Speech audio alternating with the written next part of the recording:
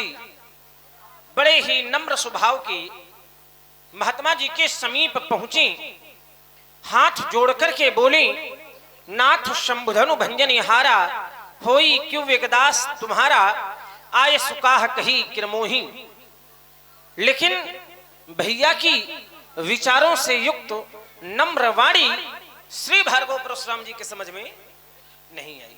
चलो भैया की वाणी इनके समझ में आवे अथवा ना आवे, लेकिन ईमानदारी से इस बात का हमको पूर्ण विश्वास है कि हमारी वाणी बहुत जल्दी समझेंगे।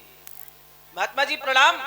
प्रसन्न रहो बेटा। और महाराज सब कुशल मंगल। भगवान शंकर का धनुष तोड़ दिया। नहीं वो तो पता है कि तोड़ दिया गया है। तो हम आपसे जानना चाहते हैं कि सभी प्रकार की कुशलता है? नहीं है। नहीं है। चलिए, अच्छा क्यों नहीं है? क्योंकि धनुष टूट गया है। चलिए, सभा में उपस्थित बहुत सुंदर विज्ञ एवं दिव्य सभा लगी हुई है, तो जो भी लीला रसिक अनुरागी गण हैं सभी लोग अपना अपना ध्यान एवं अपने अपने क्या कान केंद्रित करें हमारी ओर, ध्यान लगा करके इस वार्ता को सुने और जो भी समय है उस समय में अच्छा से अच्छा लेने का प्रयास करें और आनंद लें। चलिए, मैंने परशुराम जी से कहा, महाराज सभी प्रकार की कुशलता है? बोले ना। मैंने कहा कारण? बोले धनुष टूट गया है इसलिए कुशलता नहीं है। अच्छा थोड़ी चिंतन करिए। क्यों? क्योंकि ये बौद्धिक व्यायाम का समय है।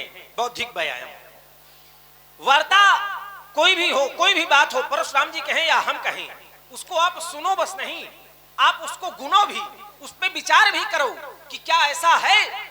मैंने कहा कुशलता है? बोले ना। मैंने कहा क्यों? बोले धनुष टूट गया है। तो विचार आप लोग ये करिए कि धनुष के टूटने से कुशलता गई है या आई है। चिंतन करिए आप इस बात पर। धनुष टूटा है तो धनुष के टूटने से मिथिला से कुशलता गई है या आई है? आचार्य कहते हैं कि जब तक धनुष नहीं टूटा था तो जनक बचन सुनि सब नर नारी, अदेख जानकी भय दुखारी। जब तक धनुष नहीं टूटा था तब तक तो सब दुखी थे, लेकिन जैसे ही प्रभु तो चाप खंड मही डारे तो देखी लोग सब भय सुखारे। सुखी हो गए कब? जब धनुष टूट गया तब। जब तक नहीं टूटा था तो महाराज तब तक कुशलता नहीं थी। ये कुशलता है तो ये टूटने के बाद है। चलिए, आपने कहा कि जे शिवधनु तोड़ा सहस बाहु समसो रिप मोरा, जिसने धनुष तोड़ा है वह सहस्त्रा बाहु अर्जुन के समान आपका वैरी है, आपका शत्रु है। उसने धनुष तोड़ने वाले ने आपकी दृष्टि में अपराध किया है, दोषी है। जब मैं विचार करता हूं तो धनुष तोड़ने वाले ने धनुष को अपनी इच्छा से तोड़ा या किसी के कहने पर? चिंतन करिए। धनुष तोड़ने वाले ने धनुष को तोड़ा तो अपनी इच्छा से या किसी के आदेश पर? उत्तर मिलता है कि गुरु जी ने आदेश दिया तो धनुष तोड़ने वाले ने धनुष को। आचार्य कहते हैं मातु पिता प्रभु गुरु के बाणी, विनय विचार करी शुभ जानी। माता पिता प्रभु और गुरु की वाणी पर कोई भी विचार नहीं करना चाहिए। कुछ स्थानों को छोड़कर कोई भी विचार नहीं करना चाहिए, बिना विचारे ही शुभ जानकर कर देना चाहिए। क्योंकि उचित की अनुचित किए विचारू, धर्म जाई सिर पातक भारू। अनुचित उचित का विचार करने पर धर्म चला जाता है, पाप लग जाता है। कहने का अर्थ यह कि माता पिता प्रभु और गुरु जी यदि कोई आदेश दें, आप उस आदेश का पालन करें तो वो कार्य अच्छा हो या बुरा हो, लेकिन उस कार्य के करने पर आपको कोई दोष नहीं लगेगा। विचार करिएगा, ध्यान दीजिएगा। गुरु जी, माता जी, पिताजी कोई आदेश दें और वो कार्य अच्छा हो या बुरा, आप उसको करें तो उस कार्य को करने का आपको कोई दोष नहीं लगेगा।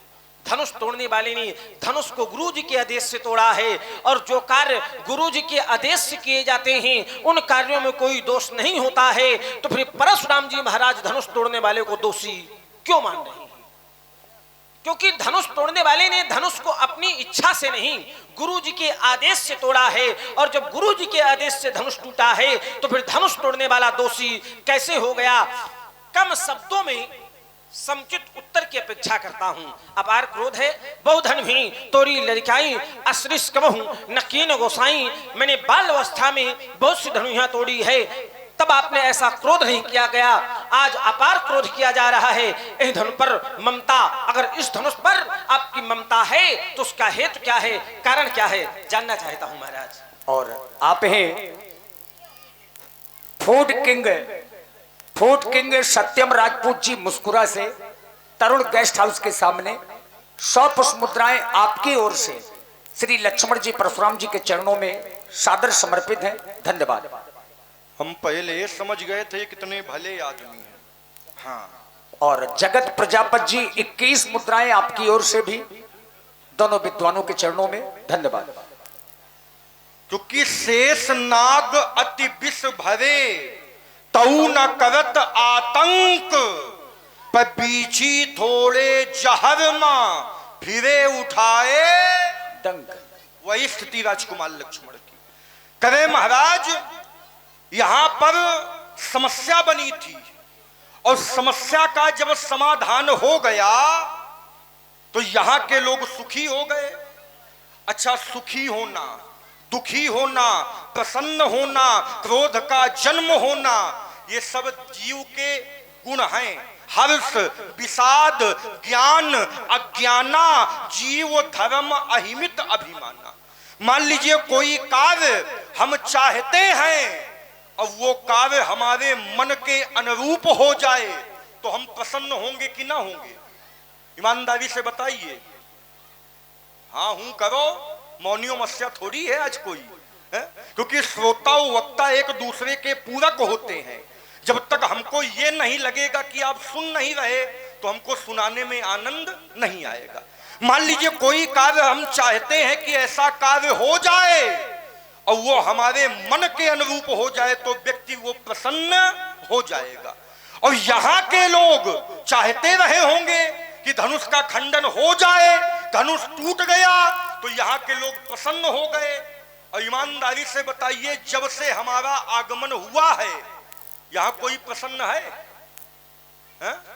जब से हमारा आगमन हुआ है तो सुर मुनि नाग नगर नर नारी सोचहि सकल त्रास उर भारी, मन पछतात सिय महतारी विद सब सौरी बात बिगारी। यहाँ के लोग जो कभी सुखी थे वो अब पुनः दुखी हो गए। तो ये सुख स्थिर नहीं रहता, और जो स्थिर ना रहे समाज में उसको मान्यता दी नहीं जाती। पहली बात। दूसरी बात, करे महाराज यहां आप समस्या बन के आए हैं। बेटा, हम समस्या बन के नहीं, हम समाधान बन के आए हैं। अगर हमारा आगमन यहां ना होता तो तुम्हारी अच्छी खासी महिमानी हो जाती। ये मनाओ कि हमारा आगमन हो गया तो तुम्हारे प्राण बच गए, नहीं तो प्राणों के लाले पड़ जाते। क्योंकि यहाँ के राजाओं ने ताल ठोकी थी। एक ने कहा था ले छड़ाए सीए कहा को, एक ने कहा था सीता को छुड़ा लिया जाए, दूसरे ने कहा बात नहीं बनेगी तो कहा धरी बांधो नृप बालक दो, दोनों भाइयों को बांध लिया जाए। तीसरे ने कहा अगर राजा जनक इनकी सहायता करे तो कहा जो विदेह कछु करे सहाई, तो जीतो समर सहित दो। अगर राजा जनक इनकी सहायता युद्ध में करे तो दोनों भाइयों को जीत लिया जाए। तो ये जो बहादुर सिंह ठाड़ है ना, ताल ठोक रहे हैं, यही इनकी क्या स्थिति थी। भूप बचन सुन इत उत बेजित तक ही माने। देखना, जब देख आए रहे थे कि इधर से भागा जाए कि पछे पाछे, हैं? राजाओं ने ताल ठोकी तो राजकुमार रास्ता देखने लगा। उसी समय हमारा आगमन हो गया। तही अवसर सुनिस्यु धनुभंगा आए भगकुल कमल। उसी समय हमारा आगमन हो गया तो हमारे आगमन से सभी राजा भयभीत होकर बैठ गए। देख महीप सकल सकुचाने, तो बेटा बच गए, नहीं तो अच्छी खासी। तो हमारा आगमन यहां समस्या के लिए नहीं हुआ, समस्या के समाधान के लिए हुआ है। क्योंकि संतों ने जब जब किया है तो समस्या नहीं बने, समस्या का समाधान ही किया है। तुम्हारे यहां भी समस्या आई थी। राजा दशरथ की 60,000 वर्ष की आयु हो गई थी, महल में 300 रानी थी, 3 पटरानी थी, लेकिन पुत्र यागव नहीं। समस्या आई थी तो संतों ने ही समस्या का समाधान करवाया था। तो बेटा हम यहां समस्या बन के नहीं आए, समस्या का समाधान बनकर आए हैं। अगली बात इन्होंने कहा कि माता, पिता, गुरु और प्रभु 4 की बात में विचार न करना चाहिए। वो जैसा कहें वैसा कर देना चाहिए। और धनुष तोड़ने वाले ने गुरुदेव के आज्ञा से धनुष का खंडन किया है। अच्छा ईमानदारी से बताइए, आप सभी सुधी जन बैठे हैं, अगर कोई गुरु आप अपने शिष्य से कहे जाकर के हमारे गुरु बाबा की कुटी में आगी लगा दो, तो क्या शिष्य का यही कर्तव्य है कि गुरु बाबा की कुटी में आगी लगा दे? वहां पर विचार करना चाहिए कि आज्ञा उत्तम है कि मध्यम है कि निम्न है। क्यों? क्योंकि हिरण्यकश्यपु ने अपने पुत्र प्रहलाद को आदेश दिया था कि भगवान का भजन तुम ना करो, आदेश था पिता का, तो पुत्र को मान लेना चाहिए। लेकिन क्या प्रहलाद ने अपने पिता की बात मानी? नहीं मानी, क्योंकि मानने योग्य नहीं थी, इसलिए मानी नहीं गई। राजा बलि ने क्या शुक्राचार्य की बात मानी? जब राजा बलि ने इंद्र के पद को प्राप्त करने के लिए 100 अश्वमेध यज्ञ करने का संकल्प लिया, 99 यज्ञ कर लिया, ये देवता भगवान विष्णु के पास भागे गए, कहा महाराज 100 अश्वमेध यज्ञ हो जाएगा तो बलि इंद्र बन जाएगा।